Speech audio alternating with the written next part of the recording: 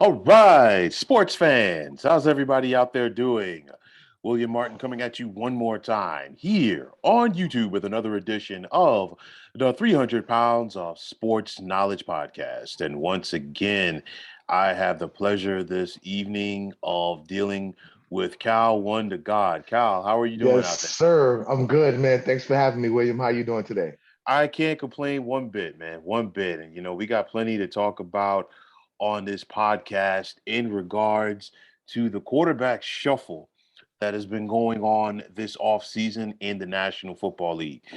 It's been a wild offseason in regards to the quarterback shuffle. And, it was one of those where it was like that last year. And I think this time Right. around, we're seeing the quarterback shuffle on steroids compared to last year. And Right. the first topic that I want to talk about, Tom Brady, he hit all of us with the okey doke, and we thought that what, Yes. Tom Terrific was ready to ride off into the sunset, but Tom Brady said, I got something else for you," and he is back at quarterback for the Tampa Bay Buccaneers. Absolutely. I kind of thought it was a little bit off with him saying that he was going to go. I still felt like he had a lot of competitive juice.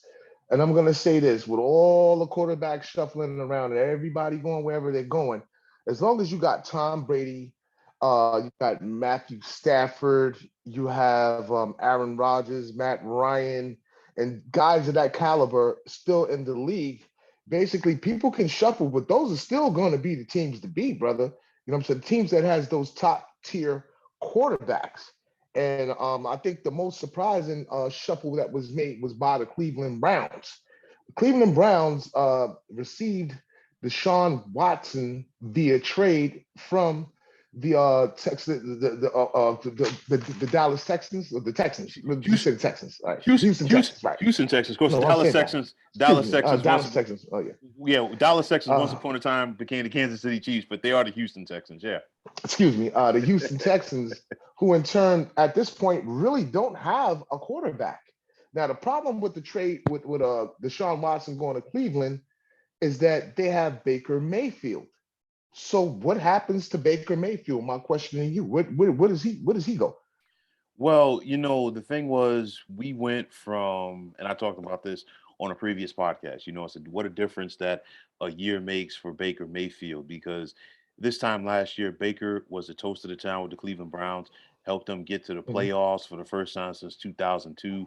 The Browns won their first playoff game since 1994. But for me, I think Baker's problems started in the playoffs last year. And the reason why I'm going to say it is this: when you have those opportunities to win in the postseason and you come up short, you just can't sit up there and say, "Hey, you know what? We'll get them next year," because those opportunities are few and far between. And That's true. I'll go back to the 2021 or 2020 season in the playoffs, where after Cleveland beat Pittsburgh in the first round, they had so many opportunities to beat the Kansas City Chiefs in that divisional game. Of course, That's correct. Yeah. going back to the end of the first half, we saw the wide receiver fumble just prior to getting into the end zone. Didn't go out of bounds, went through the end zone, so that was a touchback. And then, of course, in that second half of that game, Patrick Mahomes, the quarterback of the Chiefs, was actually knocked out, and Kansas City had to finish the game with Right. Chad Henne, and Cleveland still could Who not won the get game? it That's done. correct. Right. And Mhm. then, of course, fast forwarding to the past season, and I said it, like I've said this on numerous podcasts, regardless if it's talking about directly about Baker Mayfield, but also talking like weekly picks, where Baker needed to feed off of Cleveland's ability to run the football.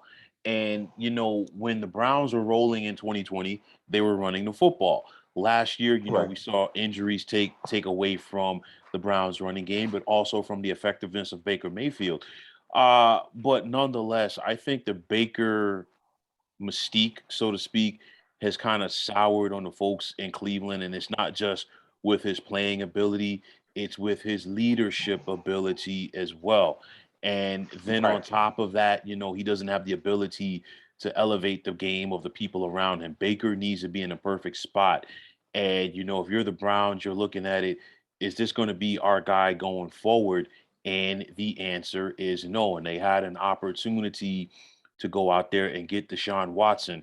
And I think it's very telling for me if you're Baker Mayfield, where the Browns are saying, hey, we would rather take a guy who has not played for a year and brings a wealth of baggage to the table with him to the Right. Cleveland Browns than deal with you. So the Browns went from trying to get a first round pick to Baker Mayfield to possibly getting a mid round pick for Baker Mayfield to honestly, I think it's going to have to get to the point where the Browns are probably just going to have to release Baker Mayfield because I think no so. Yeah. no team is going to trade for him. And if they are, it's going to be a very low round pick, a conditional pick. And with that said, I think the most telling thing for Baker was I guess he figured it was going to be a slam dunk scenario where, hey, okay, the Browns don't want me. I want to go play for the Colts. And the Colts said, not so fast. They would Right. rather deal with a quarterback who probably has two, maybe three more years in the NFL in him, and one Right. Matt Ryan, who they Matt traded Ryan. That's for right. from the Atlanta Falcons. So if you're Baker, the quarterback slots are filling up and it might be a scenario where either Baker has to go to a team because I do think he's going to be on an NFL roster next season. I see him in Carolina. I say maybe Carolina. But I mean, he's probably going to have to go someplace where either he's going to have to compete for the starting job or he's going to have to suck it up and be a backup. But, the bottom line is obviously his days in Cleveland are numbered. Oh, he is absolutely, absolutely done. And I think another big thing was Patrick Mahomes and the Kansas City Chiefs. They lost a one Tyreek Hill, who I believe went to the Miami Dolphins, and they have an established quarterback out there, Mr. Tua, who I don't think the Dolphins and I don't think their organization is really that high on. So I'm saying if you're not high on a guy, what was the point of drafting him only to turn around and you go get Teddy Bridgewater, all right, who for the life of me signed a 1 year, $6.5 million deal to be a backup. What's your thoughts on that? Well, for me with Teddy Bridgewater, first and foremost, I don't think he's been the same quarterback since he had that knee injury because when Teddy Bridgewater was with the Vikings, he was really starting to turn the corner and that knee injury set him Right. back. And unfortunately for him, he's been a journeyman ever since. That's true. The biggest thing for me with Tua is that everybody has not always been on the same page with him. You heard the stories following Brian Flores's firing at the end of the season, Right. That's where correct. Brian Flores wanted Justin Herbert, but the owner, Stephen Ross, wanted Tua Tagovailoa. Now, to the Dolphins' credit, what I will say is this, and I talked about this in a podcast last week.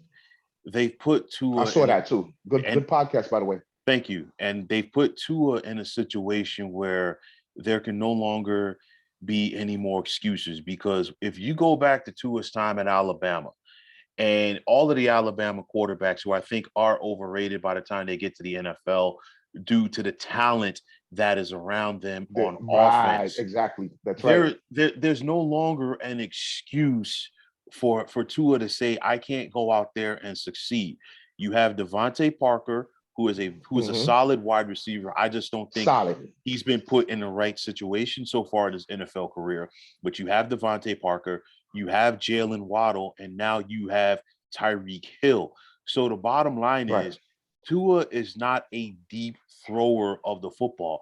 I think what you're going to see more of this season with the Dolphins offense is some of the things that we saw from the 49ers. And of course, Mike McDaniel, who came from the Right. 49ers, who is now the head coach of the Miami Dolphins. You're going to see more jet sweeps. You're going to see more wide receiver screens, and allow players like Jalen Waddle and Tyreek Hill to have their athletic ability take over. It's not going to be a situation with Tyreek Hill down to Miami where he's going to go out there and get a 60-yard bomb from Tua Tagovailoa like he did in Kansas City. And that just Right. gives you an idea of the arm strength of Patrick Mahomes because not only did Mahomes consistently throw 50 or 60-yard bombs to Tyreek Hill, you also have to factor in Kansas City is not a warm place in November, December, and January. It's freezing out there. That's Right, right. right. And Patrick Mahomes was able to consistently hit Tyreek Hill on those deep passes. So I think that is going to have to be the way that the Dolphins are going to have to succeed. But if you're Tua, there are no more excuses for you to sit up there and say, Right. hey, you know what? I can't get it done and I can't get this team to the postseason. But with that said, it's going to be very difficult for Tua and the Dolphins to get to the playoffs. And it's not a slight at them. And I've talked about this in previous That division is podcasts, tough, man. that conference period. I mean, I know that Yeah, I AFC is up. Yeah. I know that we have 3 wild card spots from each conference now, but I mean, let's be realistic.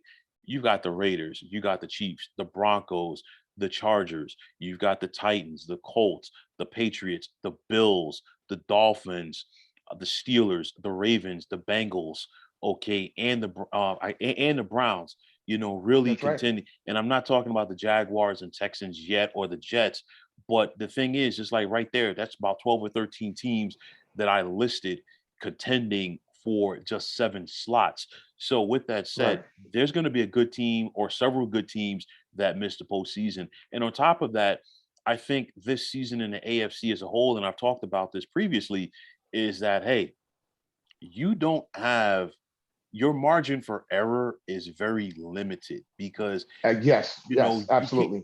And with that said, you have to go out there and beat the teams that you're supposed to beat. So if you have Jacksonville on your schedule, you've got to take care of business against them. If you have interconference games with the likes of the Giants or Washington or maybe the Bears or the Lions, somebody who is expected to be a bottom feeder next season, you got to go out Right. there and take care of business because those games are going to be so critical to you in the standings. Just ask the Indianapolis Colts about that because, hey, if they had beaten the Jacksonville Jaguars in Week 18, not That's right. only not only That's right. right, Hmm. not only do they get to the postseason, there's a good possibility that Carson Wentz is still their quarterback right now. Yeah, I agree. And there's been a lot of shuffling. And what I want to say also is what was breaking news was Russell Wilson going over to the Denver Broncos, right? That was I wasn't expecting that. That's one. Two, the backlash from him leaving Seattle and what his head coach had to say about him and all the little things that are being said, I found it to be very surprising because Russell Wilson was a guy that, he played hard. I'll give it to him. I didn't see no sellout in Russell Wilson. I think the second Super Bowl that he should have had 2 Super Bowls, but instead of them running the ball, they let him pass it, and basically it didn't work out too well. And I think he kind of fell out of favor since then to a certain extent because I believe Seattle had gotten a little bit spoiled, with the type of runs they were having, with the type of teams they had. And it's almost like once Russell Wilson got traded over to the Denver Broncos, then we started hearing all these whispers and all this stuff. What's your take on that? Well, first and foremost, I'm going to tell you like this. Pete Carroll is the Doc Rivers of NFL head coaches. And I say that from the standpoint that Pete Carroll is still living off of his championship from nearly a decade ago, just like Doc Rivers is still living off of that championship that he had with the Boston Celtics about 15 years ago. For Mhm. me, sometimes as a head coach, you get a little bit too big for your britches. And I think that is what happened with Pete Carroll in that Super Bowl because go back to that. And I've said this before and I will continue Mhm. to say it. That is the worst play call in the history of the NFL. And you think back, I agree. It was terrible. I don't care who the head coach was, regardless of team, but when Joe Gibbs had John Riggins in Washington, in those goal to goal situations, you knew who was getting the ball. Every single time, there was no question. When you had the Pittsburgh Steelers of the 1970s with Franco Harris in the backfield, you knew who Chuck Noll was giving the ball to. When Every you single time. when you had the Dallas Cowboys of the 1990s, there was no question about it. Give the ball to Emmett and get out of his way. So, and I had this discussion with somebody right after that Super Bowl, and they tried to defend Pete Carroll, his decision to throw the Mm-mm. ball at the goal line because he said, well, Terrible. in those situations, the Seahawks typically threw the ball. That might be well and good, but if you go back and remember the previous play, Marshawn Lynch gained 4.5 yards. Everybody in that stadium, the Patriots included, expected them Him to, to run yeah, the ball the right. next play. And again, the guy's name was Beast Mode. And I think from that point on, Pete Carroll and Russell Wilson lost that defense. And again, to the point where I just talked about with Baker Mayfield in the playoff game against Kansas City, you only have so many opportunities in the playoffs to win. Everybody's not going to be a Tom Brady where you're in contention every single season. And then on top of that, Seattle had an opportunity to do something special, something that only the Right. Steelers, the Cowboys, the 49ers, and the Broncos, Dolphins, and Packers can say that they've done in the history of the NFL during the Super Bowl era, which is to say, you know what? We went back to a Super Bowl and we were able to repeat. So, and Right. you're never going to get that opportunity again because typically what happens when you get to the Super Bowl, whether you're the winning team or the losing team, you generally tend to get exposed as far as That's what correct. what you do strength and weakness wise in order to get that game because everybody's watching it. Everybody's looking to try to find a way to knock you off, and that's why it That's makes us, correct. Yep. we've seen that between that and free agency, the salary cap and injuries, you have to go back nearly 20 years to find the last team that repeated as Super Bowl champions. So to that point, Pete Carroll, outthought himself on that situation. I also think that Pete Carroll and Russell Wilson both got too big for their britches because, of course, after that, we saw Russell after that wanting to big contracts, wanting to be, the top paid quarterback in Right. the NFL. And like I've talked about it before, and I will continue to say it as a quarterback, do you want to win or do you want to get paid? Because it's all well and good when you're the highest paid quarterback in the league. But guess what? Soon enough, you're not going to have a left tackle to block for you. You're not going to have your top Right. receiver to get the football to. You're going to lose a linebacker. You're going to lose a safety. And, again, to that Seattle point, Russell Wilson, when he joined that team, it's not like they didn't need Russell Wilson to win the game for them. They just didn't need Russell Wilson to lose the game. And that's not a slight to Russell Wilson, but you look at the way that that team was structured. You knew that Right. you were going to get at least one turnover through that defense. You had Marshawn Lynch back there running the football. You also had a dynamic kickoff returner in Percy Harvin as well on that That's championship correct. team. Percy Harvin. So That's right. so the thing is with the Seahawks, I think they overplayed their hand. Now, with that said, I will say this about Russell Wilson and Pete Carroll. The writing was on the wall, and I talked about this during the season that somebody had to go because, again, they tried to move him to the Bears last year and it didn't work out. And if you go back to this past season, both Pete Carroll and John Schneider recently received contract extensions. So, which means Right. So they're not going nowhere. right. So that means Russell Wilson is the expendable guy. Now, I will say this about Russell Wilson in Seattle, a part of me in Denver now. It's a scenario where you know what? He has talent around him. He doesn't have to go out there and be the guy. Denver has talented wide receiver. They also have a solid defense as well. So I look at them, and he's a veteran quarterback, a strong arm quarterback, a little banged up, especially in the fingers.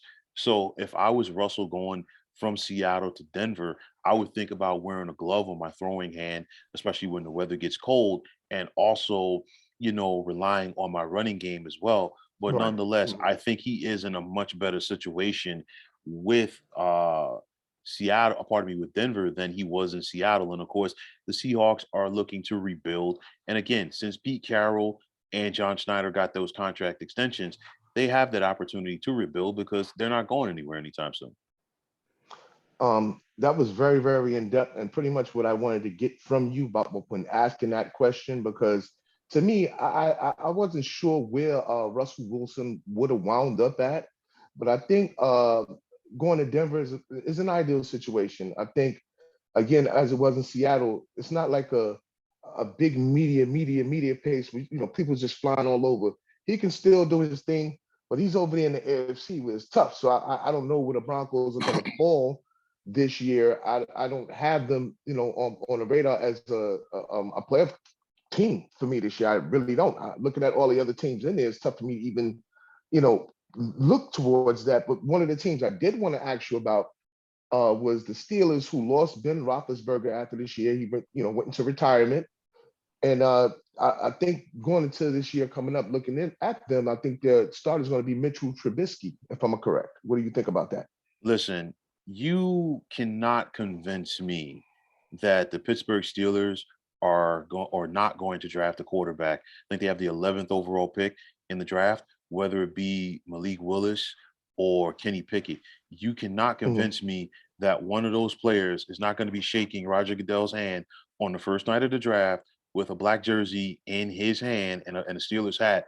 I'm talking about he's the first round, he's the first pick of the Steelers in Mhm. this upcoming draft, because there is no way that the Pittsburgh Steelers can expect to sell their fan base or their team on the fact that Mitchell Trubisky is going to be their starting quarterback for this season. Mitchell Trubisky, I thought, it was, there's always one or two players that just pop out of nowhere, and the scouts will say, "Oh, he's a first round pick," and Mitchell Trubisky was that guy for his year. And let's not forget, the Bears not only traded up to get Mitchell Trubisky, they outbid themselves, but then on top of that, this team passed on both Patrick Mahomes and Deshaun Watson in the process. So with that said, Okay. listen, I've seen enough of Mitchell Trubisky to play to know that he is not a starting quarterback in the NFL.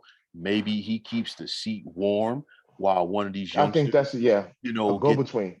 get their feet wet. But the bottom line is this: Mitchell Trubisky is not the long-term answer at quarterback for the Pittsburgh Steelers, especially in that division where you have Joe Burrow with the Bengals, you have Right. Lamar Jackson with the Ravens, and now you have Deshaun Watson with the Cleveland Browns. Mitchell Oh, Trubisky is it's not the gonna be yeah, he's not the long-term it's answer. gonna be extremely tough. And so my next question to you would actually be about the New York Giants, who I believe they have Danny Dimes, and they also picked up Tyrod Taylor, who was also an ex-quarterback for the Buffalo Bills. And I believe the Giants have some of Buffalo's former coaches and management in position as their team looks to start this year. I don't see Tyrod Taylor sitting on the bench for how much he's getting, like 7 million for. I don't see him sitting on the bench for $7 million behind Danny Dimes. I mean, what's your take on that? Well, first and foremost, I think the New York Giants are on a train wreck or like or on a fast track to disaster, because they're the Knicks on the other side of the Hudson. And the reason why I say Mhm. that is their co-owner, John Mara, doesn't know how to keep his hands out of the pot, because there were rumors that are starting to circulate today that John Mara wants to sign Daniel Jones to a long-term deal. And the thing Oh is, God, no. and going back to the initial press conference for Joe Shane, John Mara talked about staying out of Joe Shane's way and letting him do his job. And if you're going to let Joe Shane do his job, you know what? I think he is going about it in the right way. Joe Shane is, at least from the standpoint to say, hey, you know what? He is not attached at the hip with anybody who is currently on this Giants roster right now, because he didn't sign any of these guys. He didn't draft any of these guys, including Daniel Jones. And I've talked about that. And I think bringing in Tyrod Taylor is tremendous, because given Daniel Jones' track record, number one, he can't stay healthy. Right. Secondly, he is not proven that he can be the guy. Now, if Daniel Jones somehow finds a way to turn the corner this season with his play and show you that he can be the long-term option as starting quarterback for the New York Football Giants, then you go out there and give him the extension. But honestly, Right. I think John Mara is going to really hamstring this franchise even further back than it already is if he goes out there and gives Daniel Jones an extension. Daniel Jones, he's another one like Mitchell Trubisky. He's not a starting quarterback in the NFL. Should have never been a first round pick. Should have never been taken sixth overall. Had you have taken Daniel Jones in the fourth or fifth round, okay, Yeah, fine. you could see that. But That was horrible, horrible right, pick. right. But and I've said it before on my podcast, and I will continue to say it. Daniel Jones is a second coming of Dave Brown. And if anybody who remembers the Giants from the mid 1990s Man, and remembers Dave Brown, he played out there with awful. two left feet, as you would say. And with Daniel Jones, if his first option is not there, he doesn't know what to do as a passer. To quote Chris Berman, he's rumbling, bumbling, stumbling, fumbling, doing all this stuff with the football. Mhm. But the bottom line is he ain't gonna get you a lot of wins. And for John Mara, to have the rumors about possibly giving this kid an extension, if John Mara thought that he got booed last year at Giant games, he has another He thing ain't coming. seen nothing. Exactly. That's correct.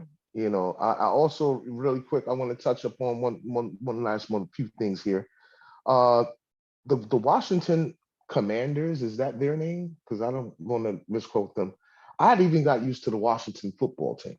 Mhm. Of course, to me, when I think Washington, I'm always going to think the Redskins, but now it's the Washington Commanders, and they just got a one Carson Wentz, and I see Carson Wentz. He's just been bouncing around the last few years, and to my thing, do you think he's going to make a difference in Washington? Personally, I think he can't stay healthy. That's my opinion. Yeah, honestly, I think Washington is another one of those teams where I wouldn't be surprised to see them draft a quarterback as well. I look at Carson Wentz, and he's that old car that you go out there and tow to the car wash it up, put some wax on it, change the tires, and you sucker somebody to give you some money for it. And Right. the Indianapolis Colts somehow, some way found a sucker to take on Carson Wentz because you you look at him play, and unfortunately, he has not been the same player since that knee injury in That's correct. 2017 because You're correct. he was an MVP candidate that year. It is He was never playing awesome. right. It has Hmm. never been the same for him.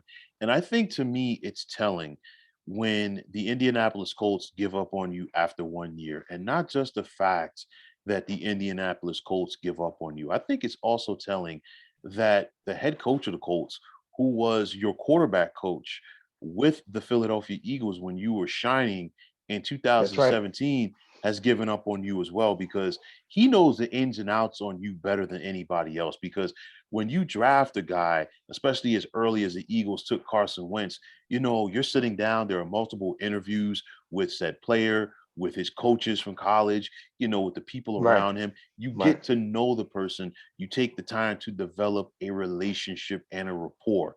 And for Frank Reich to give up on Carson Wentz after 1 year with the Colts, I think that's very telling. And I've said this before, and I'll say it again, not to sound like a broken record. In the 9 games that the Colts won this past season, Jonathan Taylor rushed for more than 100 yards. In the 8 games Yes. that the Colts lost, Jonathan Taylor was held to under 100 yards. And again, go back to those last 2 games of the season. The Colts had a winning scenario for either one of those games. They lost to the Raiders and they lost to the Jaguars. And Carson Wentz play in both of those games did not uplift the Indianapolis Colts, and that's why he's with Washington now. Right. Agreed. But unfortunately for this franchise, Washington has had some bad luck, and they just plain and simple have not been able to draft and develop quarterbacks. And they're another team that outside of the time that they had Joe Gibbs running things, of course, from 1981 to 1992, and then again from 2004 to 2007. It's been very pedestrian for this team. There are another Right. one, questionable things done by their owner, Dan Snyder, over the years. And, people forget Washington at one time was a very proud franchise. Can't say that anymore about Washington, as them and the Giants are neck and neck for that last spot in the NFC East. bum juice, as I'm gonna call it. I think actually we knew once the Colts lost that game that Carson Wentz was toast. You know what I'm saying? That I think it was week 18. We knew Carson Wentz was definitely toast. But to me, looking at the Colts, I think Matty Ryan is a better fit. I think he's had a great career, and he spent a lot of it losing in Atlanta. Which I believe is in real. They're in rebuild out there. They're not the once proud organization they were. And were going to Super Bowls not too long ago. They had pretty decent teams. I like Matty Ryan. I think he's a better fit with Frank Reich over there. I think he's the professional quarterback that you want. He kind of actually reminds me of some of the great ones and how he manages the game and what he does. But going back to Atlanta, Matty Ryan is over there in Indianapolis, and Marcus Mariota is now in Atlanta. What do you think of that move? Well, Arthur Smith, who is the current head coach of the Falcons, was an assistant coach with the Titans when Marcus Mariota was there. So there definitely is, Okay, yeah. There you go. It's some history. yeah. So there's some familiarity there. So I'm looking at it like this. I think there's going to be an opportunity there, at least for Mariota to prove himself. It wouldn't surprise me to see the Falcons take a quarterback at some point in the draft. Definitely not first or second round, but I think it wouldn't surprise me They to take see a them. quarterback, right? Right.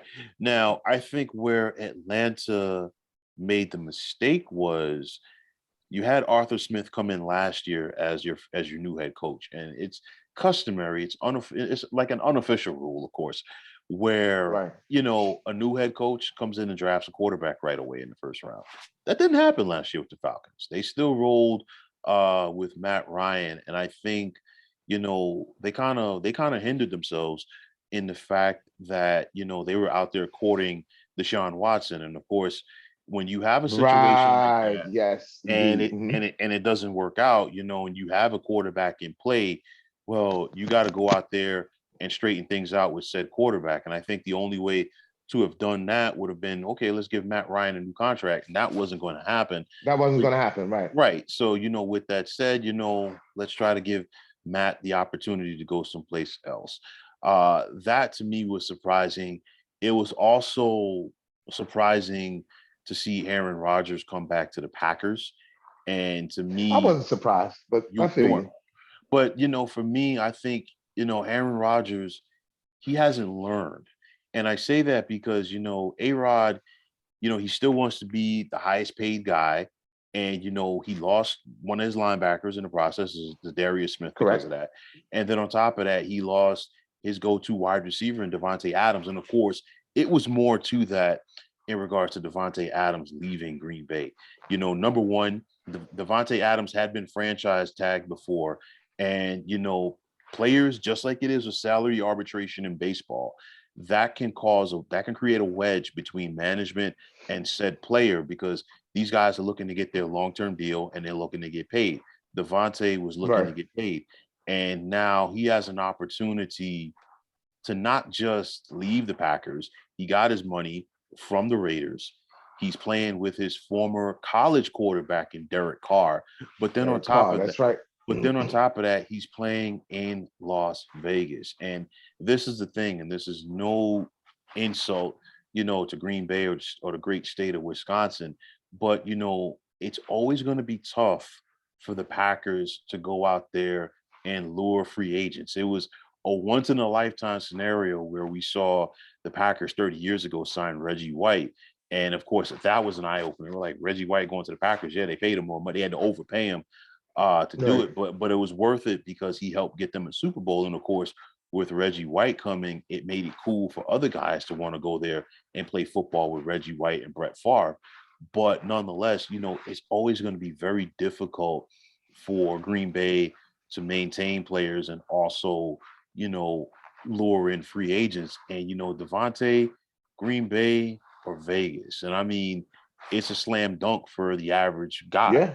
You know what I'm saying? For It's a where good for where look. They got for a good where team over there too. for where he wants to go. And I think Aaron Rodgers, he didn't learn, because now I don't even see the Packers as a legit Super Bowl contender this season because not only did they lose Devontae Adams, they also lost MVS. He's now with the Kansas City Chiefs, and you also Mhm. lost also lost St. Brown, who is now with the Chicago Bears. So now you have three of your top receivers that are gone. So now Aaron Rodgers has to sit back and develop another core of wide receivers and expect them to help the Packers contend for a Super Bowl. It's not happening because like two of the things that like they to me that I think gave Green Bay the edge over the Rams, which is why the Rams, granted, and I'm not taking anything away from the Super Bowl triumph, but I think they really lucked out not having to go to Lambeau Field.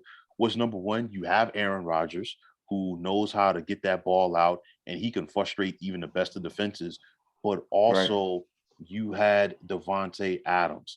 And for as much as people That's talk correct. and as Mhm. much as people talk about Jalen Ramsey has problems with the top wide receivers in the league. And if you go back and watch the one-on-one matchups between Devontae Adams and Jalen Ramsey, for the most times, Devontae Adams gave Jalen Ramsey the business. Now you don't have that luxury now if you are the Packers. So I think Green Bay takes a step back.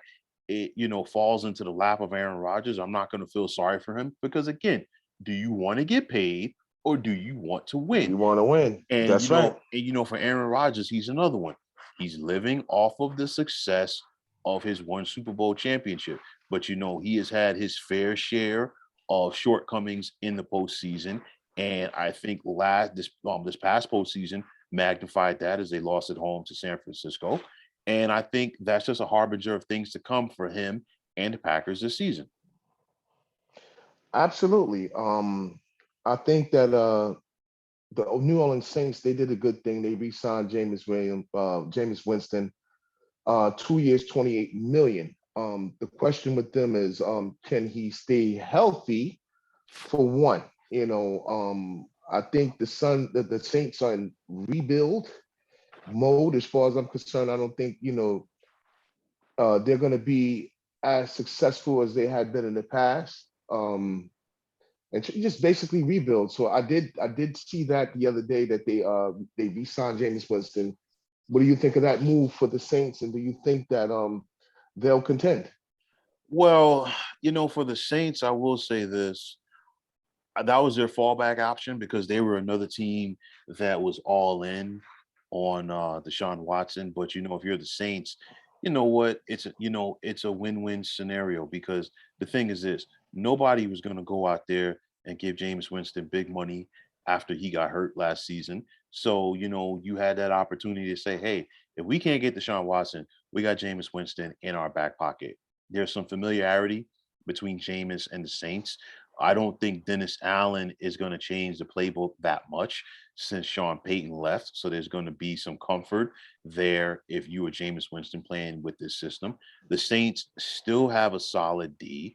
And then on top of that, they are 4-1 versus the Bucks since Tom Brady joined. So I guarantee you that is in the back of their heads as well. So they still feel like, hey, we can go out there and win this division and get to the playoffs. There's going to be an opportunity for New Orleans to get to the playoffs because, hey, there's with so much competition, quality competition over on the AFC side, the NFC is going to be very wide open for some teams to get into the postseason because, outside of the Bucks and outside of the Rams right now, who really strikes you as a team that can come out of the NFC and get to the Super Bowl? And I think that, to me, I Right. think that played into Tom Brady coming back because my thing is, I really do feel that had the Bucks gone out there and been able to repeat, I don't think we're having this conversation about Tom Brady right now, number one. Secondly, I think that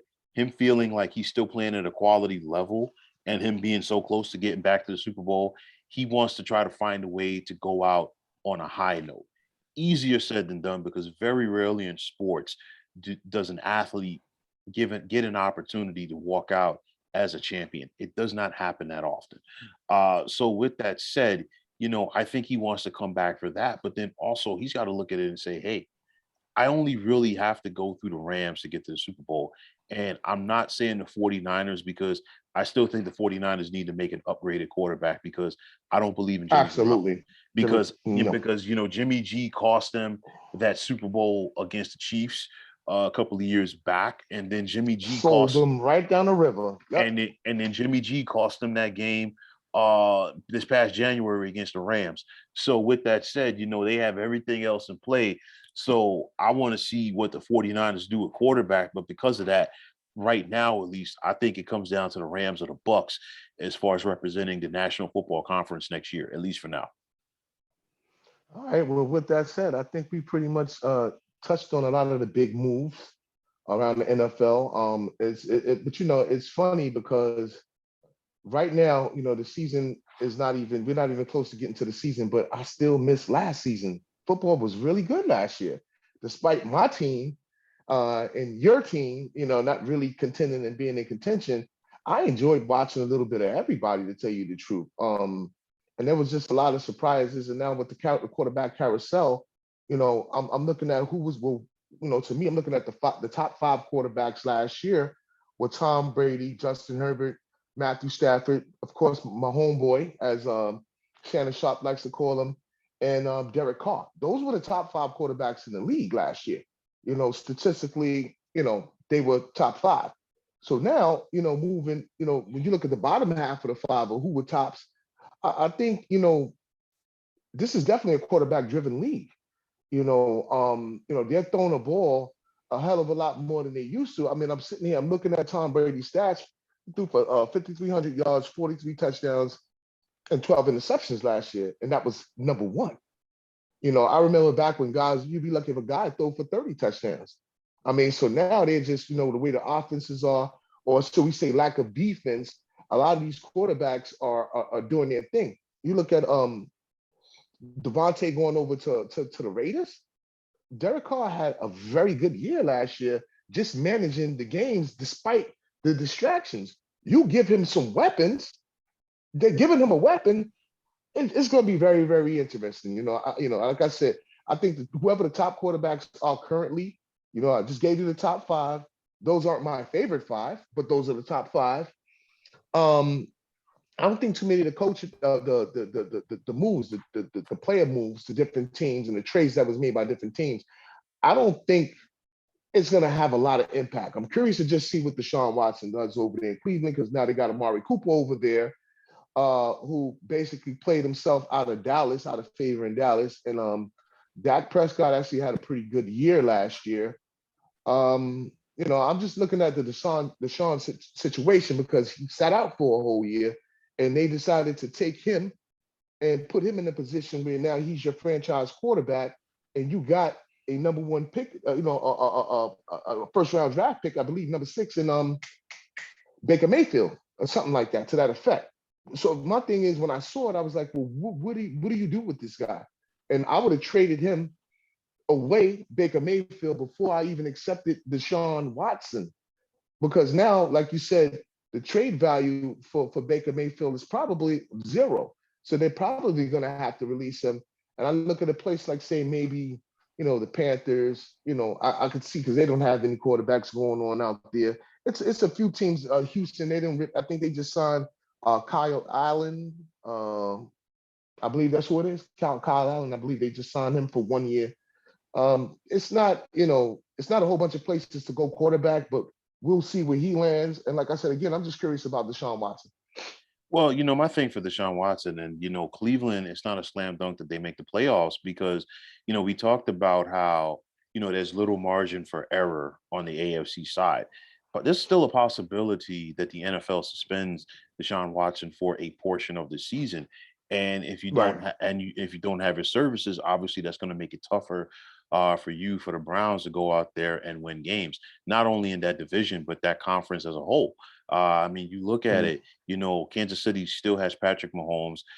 Things are going to be tougher for the Chiefs this year because now you don't have, I've heard people talk about Mecole Hardman. I'm like, okay, Mecole Hardman has speed, but he doesn't put fear in opposing defenses like Tyreek Hill did, which means No, that, he doesn't. Travis Kelsey is going to see more double coverages, and which also means You're going to see more blitzes thrown to Patrick Mahomes. So he's going to be back there just like he was in the Super Bowl a couple of years. He's gonna run for Uh, his life. yeah, he looking like Crazy Legs Hirsch. So Hmm. you have the Raiders, and my thing is this: Hunter Renfro is one of the better slot receivers in football. So now you have him, you have Darren Waller at tight end, but now you bring Devontae Adams into the mix, and of course Devontae already has a rapport with Derek Carr from college. And this is the thing. People, there are going to be some people that are going to try to Right, like downplay Derek Carr's career. You go back to 2016, Derek Carr, was an MVP candidate that year until he got injured. And then, the Raiders, did him a disservice when they traded Amari Cooper because that whole AC/DC connection was on point for the Raiders passing game, and they have he's been unable to get back to it. And now I think he's going to come out of that. And I think he has an opportunity to do some big things this season. Justin Herbert, the Chargers continue to put talent around him. Uh, yeah, you he know, was really good last year. right, and they're going to have an opportunity to be a postseason team, as will Denver. I'm not going to count out Pittsburgh because of their defense. And then also, I really do think they're going to take a quarterback in the first round, whether it be Malik Willis, who a lot of people are raving about, or Kenny Pickett. And remember, Right, In regards to Kenny Pickett, what NFL team knows more about Kenny Pickett than the Pittsburgh Steelers? They like their school is right there, their practice facility is right there. They have an opportunity, okay, right. to sit down and talk with that young man more than any other team does. So they know a thing or two about him, and I guarantee you, about 40 years ago, the Steelers made the mistake in passing on another pick quarterback in Dan Marino. I don't think they make the same mistake twice. So, I look at them. Lamar Jackson wants to bounce back, with the Baltimore Ravens. And we're not even talking about Right. the AFC East with the Buffalo Bills and New England Patriots. So, or Miami Dolphins. So, I look at it and Mhm. I really think that the competition in the AFC is going to be very contentious. So, with that said, if Deshaun Watson is suspended by the NFL, and most people expect that to happen, I really think that's going to hinder Cleveland's chances to get to the postseason, at least for this year. All right. Well, with that said, I do believe we touched everybody, right? We touched everybody, man. We That's touched right. There everybody. we go. So we on deck. That's what's up, man. And as Definitely always, enjoyable, brother. likewise, man. And as always, I want to take this time out to thank Cal One to God for Thank you for having me, sir. Yes, sir. chiming in here on the 300 Pounds of Sports Knowledge podcast. And like I always say to everybody, Cal, is there anybody that you want to show love to before we sign off? I want to say what's up to Sidebar Chronicles crew out there putting some work in for New York Underground Radio. Salute and what's up to all you people. Thanks for having me, William. I appreciate it. As trust me, as always, the pleasure was on this side of the screen. And for all of you fine folks out there, if you like what you saw and heard tonight, please feel free to hit the like button as well as the subscribe button on this channel. Now, if you're on Twitter, please feel free to follow me at 300 Pounds of Sports. And like I always say, if you follow me, it'll be my pleasure to follow you right back. There's also the sports discussion group on Facebook at the Sports Depot 365. You can check it out, drop a line, and be a part of one of the better sports debating sites going on social media. So for Cal One to God, my name is Yes, William sir. Martin, Thank you. signing off, saying take care and have yourselves a wonderful day.